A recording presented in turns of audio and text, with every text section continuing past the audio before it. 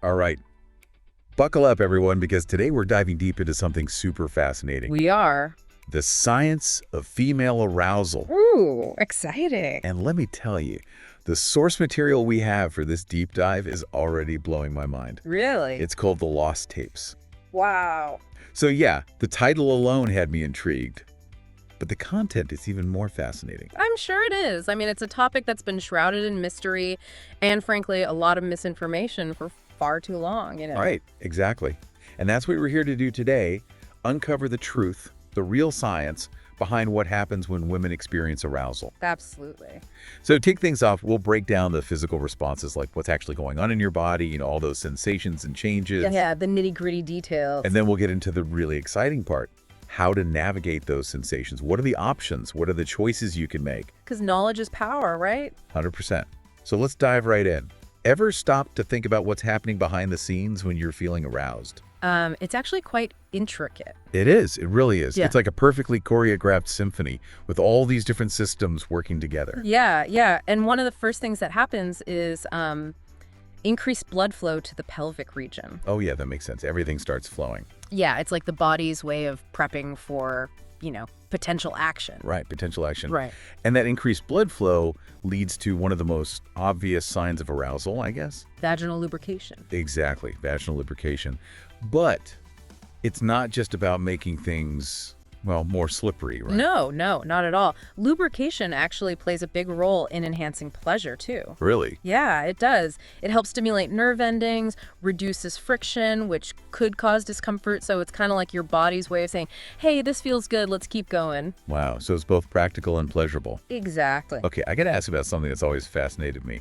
Nipple hardening. Oh, yeah. Like, it's such a universal signal, right? You see it in movies, read about it in books, but what's the actual science behind it?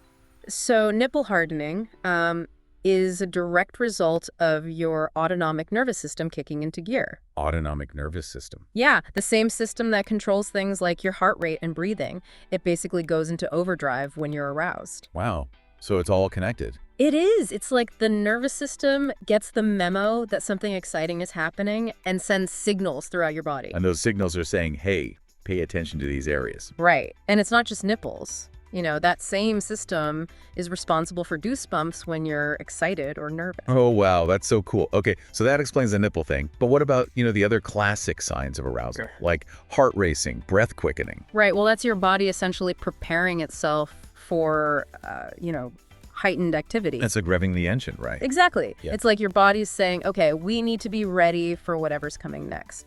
And that heightened activity can be, physical intimacy, but it can also be something else entirely, right? Oh, absolutely. Any kind of intense experience can trigger those same responses. Makes sense. Okay, so we've got the heart racing, breath quickening. What about the sensations happening, down below? You mean genital engorgement? Yeah, exactly. And that pulsing sensation some women describe. So basically what's happening is increased blood flow is causing the clitoris and labia to swell. It's that engorgement you mentioned. Got it. And the pulsing. The pulsing is basically just a result of increased blood pressure in those areas. It's like a wave of sensation, isn't it? Building and intensifying. And then there's the muscle tension. Right. A lot of women experience muscle tension in their thighs, their pelvic area, sometimes even their abdomen. It's like our whole body is getting involved in this experience. It really is. It's a full body response. And it's actually quite similar to how your muscles tense up when you're anticipating a physical challenge. Oh, interesting. Like getting ready to run a race or something. I think so. Now, this is something that really stood out to me from the Lost Tapes. The idea that men and women, we might actually experience arousal differently. Ah, yes. And not just the physical sensations, but also how we perceive them, our awareness and understanding of what's happening. Yeah, that's what I found so interesting. Like, it's not just about different body parts. It's about the whole experience being different. Right. And there are so many factors at play. Societal conditioning, the way we're taught to think about our bodies, communication styles, even just anatomical differences. It's so complex. It is. And it really highlights the importance of communication, especially in relationships, like being able to talk openly about what you're feeling and what you're experiencing. Because if we don't understand our own bodies and our partner's bodies, how can we really connect on that level? Exactly. Open communication is key. Okay, so we've laid the groundwork. We understand the physical responses, the symphony happening inside us. Now, the big question, what do we do with all this heightened sensation? That's where things get really interesting. Because it's all about choice, finding what works best for you. And there are a lot of options, right? So many. And I think the first one that comes to mind for most people is, well, sexual activity with a partner. Yeah, that's the obvious one. It is. And for good reason. It's a natural way to release that built-up tension, experience pleasure, and deepen your connection with your partner. But what about those times when you're not with a partner? Or maybe you just want to explore on your own? That's where self-exploration comes in. And I think it's something we need to talk about more openly. I agree, 100%. There's still such a stigma around women and self-pleasure, like we're not supposed to enjoy it or even talk about it. And that's a shame, because it's a perfectly natural and healthy way to understand your own body and what feels good for you. And there are so many tools available these days to enhance that experience. You mean like sexual aids or toys? Exactly. Right. And there's absolutely no shame in using them. It's about taking ownership of your pleasure and finding what works for you. I love that, taking ownership of your pleasure. Yeah. Okay, so we've got intimacy with a partner, self-exploration, but sometimes you just want to shift your focus entirely, right? Right. Like clear your head, move on with your day. Right. And for that, I often recommend exercise. Exercise. Yeah, think about it. When you're aroused, you have all this energy coursing through you. Why not channel it into something physical? A brisk walk, a run, a dance class, anything that gets you moving. It's like redirecting that energy outward. Exactly. It can work wonders for clearing your head and shifting your focus. And then, of course, there are distraction techniques. Oh yeah, those can be lifesavers sometimes. Right. Sometimes you just need to immerse yourself in something else entirely. A hobby, a good book, a challenging task at work, anything that captures your attention and takes your mind off those sensations. Basically, give your mind a different playground to explore. Exactly. Wow, we've covered a lot of ground here. But there's one final piece I want to touch on before we wrap up. Okay, what's that? The psychological and emotional side of arousal. Ah, yes. We've talked about the physical mechanics, the options for navigating those sensations. But it's important to remember that arousal isn't just a physical experience. Right, it's influenced by so many other things. Our thoughts, our feelings, past experiences, even our cultural background. Absolutely. All of those things play a role in how we perceive and respond to arousal. It's like a tapestry with all these threads woven together. I like that analogy. So it's not just about the physical sensation. Dive into the shadows of human nature with the Lost Tapes podcast, where the truths hidden beneath our daily lives are brought to light. We uncover the layers of complex relationships, hidden emotions, and raw realities, from mental health to life's hardest truths. No topic is off limits, no story too raw. The Lost Tapes podcast is your invitation to understand the unspoken facets of life. Join us and let's explore life's hidden sides, one story at a time. Don't miss out on more hidden truths. Subscribe now to the Lost Tapes podcast. Stay curious. Stay informed. Click the subscribe button and hit the bell icon to never miss an episode. Female arousal. We're going to really explore how women experience it, express it, the whole 9 yards. It's definitely a topic that sparks a lot of curiosity. For sure. And to help us unpack all of this, we're turning to the Lost Tapes. Which, as our listeners know, is a fictional collection of narratives that offers some pretty diverse viewpoints on sexuality. Exactly. And one of the things that jumped out at me was how some women really find this power in keeping their arousal hidden, like it's this secret weapon they have. Almost like a secret garden. Yes, I love that analogy. And The Lost Tapes actually shares a story from a woman named Olivia M., who says, "There's something empowering about knowing he doesn't realize just how fast my heart is racing, Oh, wow. or that I'm practically trembling under his touch. Whoa. It's like I'm keeping a little secret, and that mystery keeps him intrigued." That is so interesting. So it's like she's in control, right? She gets to decide how much to reveal. Absolutely. There's definitely a psychological benefit to that. This idea of being the sole keeper of that knowledge. That's powerful. It can be incredibly alluring to have that hidden world that your partner can only guess at. It makes you think. It does. Have you ever enjoyed that kind of game in your own life? Maybe. I'm not going to pry. But speaking of games, The Lost Tapes also explores the opposite side of that coin, too, where women like Ava T find excitement in letting their partner actually witness their responses. Right. It's like opening the door and saying, come on in. Exactly. And Ava actually says, "I don't mind showing him a little bit. When he sees how my breathing changes or notices my skin getting flushed, it's like an invitation." Oh. I love the way he lights up as he realizes what's happening. That is such a beautiful example of nonverbal communication. It is. You're signaling your desire and attraction in a way that goes beyond words. And you know what else? It can be incredibly powerful for building trust and intimacy. You're so right. Think about all the physiological changes that happen when you're aroused. Like what? Well, your heart rate increases, your blood flow changes, Oh, yeah. your pupils dilate. It's like your body's putting on a show. It really is. And for some women, letting their partner see these physical manifestations of arousal is an incredibly vulnerable and connecting experience. You're basically saying, look, this is how you affect me, which I think takes a lot of courage. I agree. It's powerful. And another woman in the book, Isabella Kay, puts it beautifully. She says that her partner, witnessing her physical reactions, is an immediate spark that just amps up the chemistry. That's a great way to put it.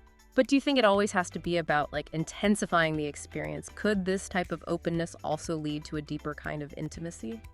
Absolutely. And the Lost Tapes actually goes even deeper with this and explores how sharing arousal can lead to a truly profound level of connection. So it's more than just the physical. So much more. Zara P. describes it like this. When I'm with someone I trust, I love being open. I let him know what's happening with me. It's a way of sharing that's deeper than words. Deeper than words. And another woman, Emily R., says, it's like the more he knows about my reactions, the more in tune we become. Oh, wow. It's not just physical, it's intimate, and we're both fully present in that moment. I love that. So it's about the emotional connection, too, being completely open and vulnerable. Exactly. But I imagine that requires a lot of trust. No, absolutely. Trust is fundamental. You're telling me. But here's where it gets even more interesting. Cool. The Lost Tapes kind of reminds us that arousal isn't just physical, it's a complex interplay of our mental and emotional states as well. It's the mind-body connection. That's it. Sometimes it's just a thought or a certain look, even just the anticipation of what's to come. That can be enough to get things going way before any physical touch even happens. It's like our minds are setting the stage. Yeah, exactly. And Maya C. from the Lost Tapes describes this perfectly. She says, sometimes it's just a look he gives me or the way he speaks. I don't even need physical touch to feel those sensations building. Wow. It's a total mind-body connection. And you know what? The science actually backs this up. Oh, really? Tell me more. Research shows that our thoughts and emotions directly influence our physiological responses. So there's a biological basis for this. It's not just all in our heads. Not at all. The brain releases hormones like dopamine and oxytocin, and those play a crucial role in the arousal response. Dopamine and oxytocin, I've heard of those. They can be triggered by a variety of stimuli, including mental and emotional ones. Interesting. And when they're released, they create those physical sensations we associate with arousal. Wow, so it's like this whole chain reaction. Exactly. Our thoughts, our emotions, the physical sensations, it's all part of this intricate dance. It really is. Makes you wonder, what are your biggest turn-ons, listener? Is it the touch, the visual, or something deeper, something you're creating in your imagination? And speaking of fascinating, another thing the Lost Tapes touches on is men's curiosity about female arousal. Oh yeah, that age-old mystery. I think it's safe to say that most men are intrigued by what turns women on. It's like they're trying to decipher a secret code. Exactly. And Grace L., one of the women in the book, describes this perfectly. She says, I've had guys tell me they're completely mystified by how turned on I am. Even if I'm not giving off obvious signals, sometimes letting them in on the secret feels like the ultimate bonding moment. Letting them in on the secrets. I love that. It's like giving them a glimpse into your inner world. And Ella N. from the book shares a similar sentiment. She says, there's something special about how fascinated he gets by the smallest hints, my voice deepening or my body language shifting. It's nice to know that even subtle signs make a difference. So guys, listen up. Those subtle signs matter. And ladies, maybe use this deep dive as a conversation starter with your partner. Good idea. Could lead to some interesting discoveries for both of you. For sure. Because ultimately what the Lost Tapes shows us is that there's a huge range of perspectives and preferences when it comes to sharing arousal. It's not one size fits all. Definitely not. And that's what makes this whole topic so fascinating, right? Absolutely. There's no right or wrong way to experience or express arousal. It's a personal journey, It really is. influenced by, who you are, what you're comfortable with, the dynamics of your relationships. All of that. But I think a key takeaway here is that open communication is crucial. Couldn't agree more. Whether you prefer keeping things a little mysterious or you're all about open expression, talking about it with your partner can bring you closer and create a deeper understanding. And that's where things really start to get interesting. Stay tuned, because in the next part, we're going to dive even deeper into the various ways women choose to express or conceal their... Dive into the shadows of human nature with the Lost Tapes podcast, where the truths hidden beneath our daily lives are brought to light. We uncover the layers of complex relationships, hidden emotions, and raw realities, from mental health to life's hardest truths. No topic is off limits, no story too raw. The Lost Tapes podcast is your invitation to understand the unspoken facets of life. Join us and let's explore life's hidden sides, one story at a time. Don't miss out on more hidden truths. Subscribe now to the Lost Tapes podcast. Stay curious. Stay informed. Click the subscribe button and hit the bell icon to never miss an episode. So we've been talking about the spectrum of arousal, and the Lost Tapes really gets into the nitty-gritty of both sides. Yeah, it's like on one hand, you have those who find power in keeping things hidden. Right. Like it's this secret source of pleasure. Exactly. And the book actually describes those physical sensations in such a vivid way. Oh, yeah. Like the feeling of swollen, pulsing tissues, the deepening breath, the pull towards closeness. It's like painting a picture with words. It really is, and it highlights just how intense those responses can be, even when they're not outwardly visible. It's like a hidden fire burning bright. And then on the flip side, you have women who find joy in actually sharing those physical changes with their partners. Right. It becomes this act of trust and vulnerability. It's like turning that inward experience outward and making it something that connects you. You know, it's interesting you say that, because the Lost Tapes actually suggest that transparency can be so powerful in building intimacy and trust. I can see. But think about all those physiological responses we've been talking about. The nipple hardening the flushed skin, the heightened breathing. They become like expressions of desire. Exactly. They're like little love notes written on the body. I love that. So instead of hiding those responses, you're actually using them to communicate. Like those physical changes become part of your love language. And that can be so powerful in a relationship.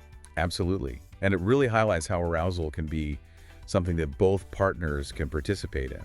So we have these two seemingly opposite approaches, yet they're both so deeply connected to the experience of arousal. It really shows how diverse the experience can be. And speaking of diverse experiences, the Lost Tapes also dives into the various triggers of arousal. Right, because it's not a one-size-fits-all kind of thing. We talked about the mind-body connection earlier, but it's definitely worth repeating. Arousal isn't just about physical touch. Oh, definitely not. It's so much more than that. And the book really emphasizes how both mental and physical stimuli can play a role. So for some women, direct physical touch might be the primary trigger. While others might be more responsive to visual cues. Exactly. Or even like certain scents. Oh yeah, scent can be huge. Or memories.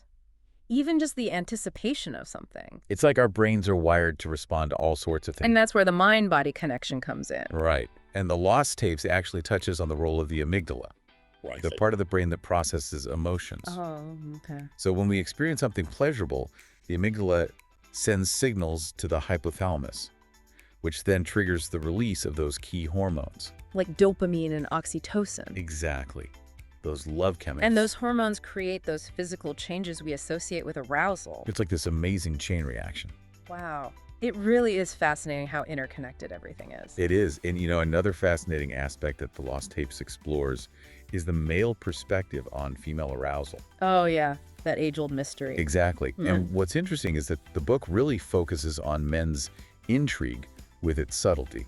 You mean how those physical cues in women can be a little more subtle than in men? Precisely.